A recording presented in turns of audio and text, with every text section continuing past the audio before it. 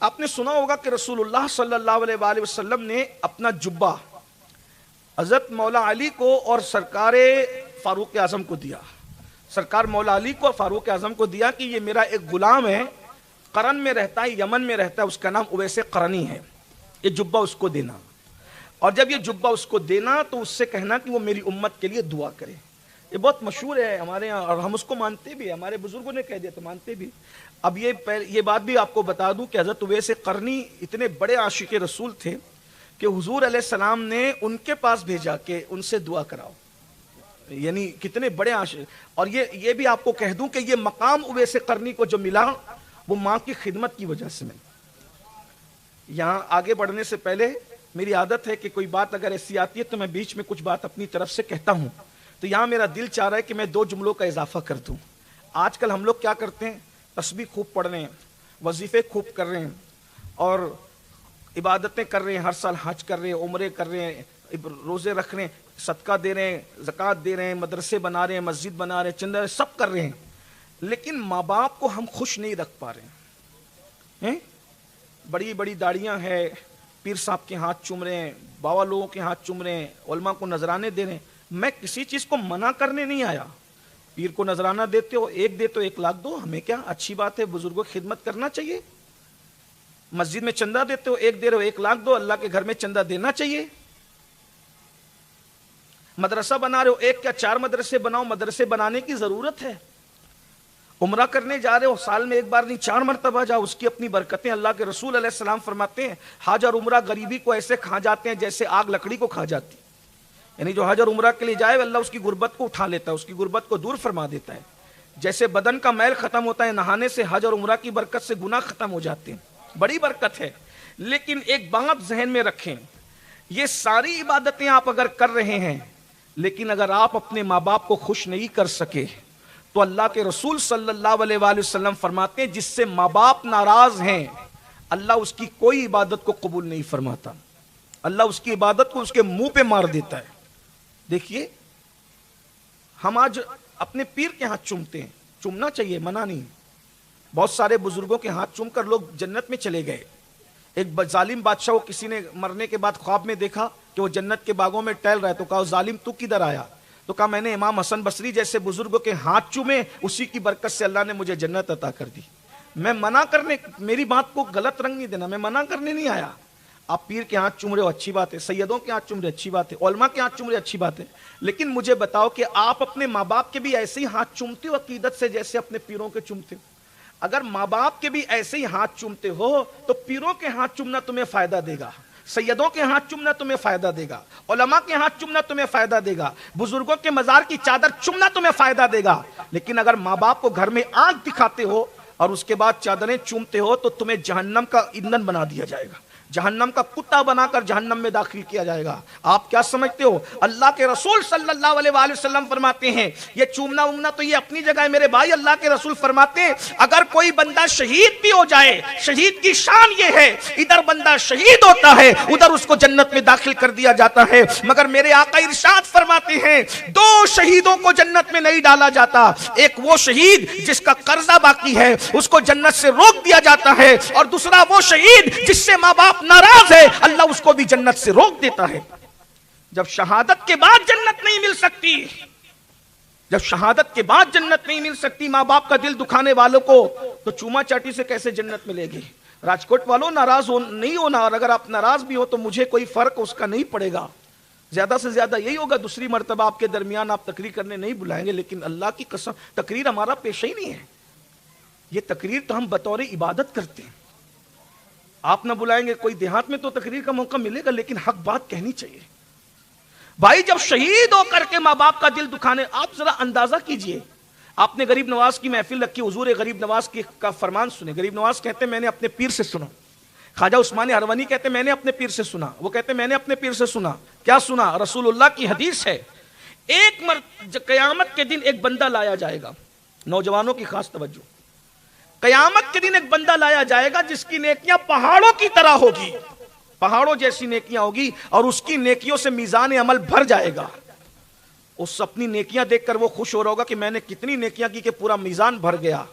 ऐसे में बस अनकरीब उसको जन्नत में जाने का ऐसा लगता है कि इशारा होगा, लेकिन उसी वक्त में कागज का एक छोटा सा टुकड़ा उसके गुनाह के पल्ले में गिरेगा, गुनाह के पल्ले में, और उसकी सारी जिंदगी की नेकी हल्की हो जाएगी और गुनाह का पल्ला भारी हो जाएगा। और हुक्म होगा इस जालिम को मुंह के बल घसीटते हुए जहन्नम में ले जाओ। वो कहेगा मैं जहन्नम में तो जाता हूं, लेकिन मुझे बताया जाए कि इस छोटे से कागज के टुकड़े में लिखा क्या था जिसकी वजह से मेरी सारी जिंदगी की नेकी हल्की हो गई। गरीब नवाज इरशाद फरमाते हैं उसको जवाब आएगा, तूने सिर्फ एक मर्तबा एक बार तूने चिल्ला कर अपनी मां से या अपने बाप से बात किया था, ये एक गुनाह ने तेरी सारी जिंदगी की नेकी को हल्का कर दिया। सिर्फ चिल्ला कर ऊंची आवाज से मां बाप से बात करना पूरी जिंदगी की नेकी को हल्का कर देता है। आजकल के लड़कों को देखें, आजकल की लड़कियों को देखें, आजकल के बच्चे तो मां को मां ही नहीं समझते, बाप को बाप ही नहीं समझते। मां की दुआ से चोर वली बने, शराबी वली बने, जुआरी वली बने, डाकू वली बने मां की दुआ से। टाइम होता तो मैं अर्ज करता, मेरा उन्वान वो नहीं। और मां की दुआ से वलियों को भी पीट दिया गया, मारा गया, उनको पिटाई की गई, उनकी वलियों की पिटाई की गई मां की बद्दुआ की वजह से। यानी मां अगर बद्दुआ दे दे तो वली भी बच नहीं सकता। मां अगर बद्दुआ दे तो मां की बद्दुआ वली को भी बर्बाद करके रखती है। आप क्या समझते हैं? मैं हदीस पढ़ूं आपके सामने ताकि आपकी आंख खुले। आजकल कोई लड़की पसंद आ गई, घंटों उससे बातें हो रही है, माँ बाप 24-24 घंटा इंतजार में रहते, मेरा बेटा मेरी खैरियत तो पूछे। आजकल के बच्चों को माँ बाप की खैरियत पूछने का टाइम नहीं है। कारोबार में, बिजनेस में इतने मसरूफ है कि माँ बाप की खैरियत पूछने का टाइम नहीं। अगर किसी पिकनिक पर जाएंगे, किसी पार्टी में जाएंगे, किसी होटल में जाएंगे, हर दोस्त तो कहता है कि मैं बिल दूंगा, मैं बिल दूंगा, मैं बिल दूंगा। दोस्तों के लिए बिल देने के लिए हर बंदा तैयार है। और अगर माँ बाप हॉस्पिटल में एडमिट हो तो 4 भाई है तो 4 में झगड़ा होता है, तेरी माँ नहीं है तू बिल दे, तेरा बाप नहीं है तू बिल दे। यानी दोस्तों पे खर्चा करने के लिए हर बंदा तैयार है और माँ बाप पे खर्चा करने के लिए तू दे और तू दे। अल्लाह के रसूल अलैहिस्सलाम फरमाते हैं जब देखो कि लोग दोस्तों पे शौक से खर्चा करे और माँ बाप पर दिल तंग करे तो समझना कि कयामत करीब आ गई है। ये कयामत की निशानियों में से निशानी है। दोस्तों पे भी खर्चा करो, मना नहीं है। हमारे मजहब में तो कुत्ते को पानी पिलाने पे भी जन्नत मिलती है। दोस्त तो बहुत बड़ी चीज है, लेकिन ये कौन सा कानून है कि दोस्तों पे खर्चा हो रहा है और माँ बाप तरस रहे। बहुत सारे तो ऐसे कि सास ससुर को बहुत नवाज रहे हैं, माँ बाप को तरसा रहे, पीरों को नवाज रहे, माँ बाप को तरसा रहे, मस्जिदें बना रहे, माँ बाप को तरसा रहे। नहीं, पहले जिसका हक है, मस्जिद बनाने से ज्यादा, मदरसा बनाने से ज्यादा, हज करने से ज्यादा, सदका देने से ज्यादा, सबसे ज्यादा सवाब अगर तुम्हें कहीं खर्चा करने पे मिलता है तो तुम्हारे माँ बाप पे खर्चा करने पे मिलता है। चलिए बात दूर निकल गई, मैं अपनी बात को खत्म करते हुए अर्ज करूं। आप जानते हैं गोंडल के लिए 1 घंटा तो कम से कम चाहिए, मैंने 10:30 का वादा किया था उनसे। बहरहाल बात को खत्म करते हुए, तो हजरत उवैस करनी को जो ये मकाम मिला ना, वो माँ की दुआ से मिला कि जाने दुआ ने अपना जुब्बा भेजा कि उवैस के पास जाना और उससे कहना मेरी उम्मत के लिए दुआ करें। यही बात चल रही थी, यहीं से बात फिर बहुत दूर चली गई।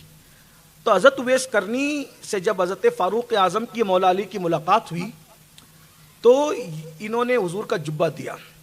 अका हुजूर ने तुम्हें सलाम कहा है, अल्लाह के रसूल ने तुम्हें सलाम कहा है, और ये जुब्बा दिया, कहा है कि आप दुआ करें, हुजूर की उम्मत के लिए दुआ करें, अल्लाह हुजूर की उम्मत को बख्श दे। हुजूर की उम्मत के लिए हुजूर की दुआ काफ़ी है, लेकिन अल्लाह के रसूल असल में हजरत उवैस करनी की शान लोगों को बताना चाहते हैं, है ना। भाई सूरज डूबता क्यों है? कभी आपने सोचा क्यों डूबता है? बहुत सी वजूहात है सूरज डूबने की, लेकिन एक हिकमत यह है, तारे मौजूद रहते हैं दिन में, तारे कभी डूबते नहीं हैं, तारे रहते हैं आसमान पे, मगर सूरज की चमक की वजह से तारे दिखते नहीं हैं। तो तारों का हुस्न जाहिर करने के लिए सूरज पर्दे में चला जाता है ताकि लोगों को पता चले कि खूबसूरती और भी जगह मौजूद है। ये सूरज का बड़ापन है कि वो छुप कर किसी को रोशनी दे करके उसको जगमगाने का शऊर अता करता है। अब बात समझ में आई? तो कभी कभी बड़े लोग छोटे लोगों की अजमत बताने के लिए, ताकि ये कितने अजीम है, कोई ना कोई इशारे देते हैं। तो अल्लाह के रसूल की दुआ हमारे लिए काफ़ी है, हुजूर की दुआ से बढ़कर किसकी दुआ है। लेकिन ये हज़रत उवैस करनी का मकाम बताना था कि माँ की खिदमत करने वालों का मकाम क्या है, माँ की अजमत करने वालों का मकाम क्या है, माँ की दुआ लेने वालों का मकाम क्या है। तो हुजूर अलैहिस्सलाम ने बहरहाल वो जुब्बा दिया। उवैस करनी ने मुख्तसर ये कि जुब्बा लिया और जुब्बा लेकर के आप सजदे में चले और सजदे में जाकर कहते अल्लाह तेरे महबूब का वास्ता, जिसने ये जुब्बा दिया उसी का वास्ता तेरे हबीब की उम्मत को बख्श दे। तो निदा आई उवैस, तुम्हारी दुआ से हमने आधी उम्मत मोहम्मदिया को बख्श दिया, आधी उम्मत को बख्श दिया। तो हज़रत उवैस करनी ने अर्ज़ की, मौला, तफरीउल खातिर से पढ़ रहा हूँ, ये तफरीउल खातिर में लिखा है, हज़रत उवैस करनी ने अर्ज़ की, मौला आधी बख्श दी, आधी और बख्श दे। तो इरशाद हुआ नहीं, क्योंकि आधी तुम्हारी वजह से बख्शी है और आधी उम्मत को अब्दुल कादिर जिलानी की वजह से बख्शेंगे। सुभान अल्लाह, ये अपने मुर्शिद की शान, ये अपने गौस की शान, आधी उनकी दुआ से बख्श। तो वैसे करनी पूछते हैं ये अब्दुल कादिर कौन है? हम तो आगे दिए अब्दुल कादिर कौन है, तो कहा ये अब्दुल कादिर वो है जो मेरे महबूब का महबूब बेटा है, और ये अभी पैदा नहीं हुए, ये पैदा होने वाले हैं, ये मेरे महबूब की नस्ल में से है। जो मकाम नबियों में हमने मोहम्मदुर रसूलुल्लाह को दिया है, वो मकाम वलियों में उसको अता करेंगे।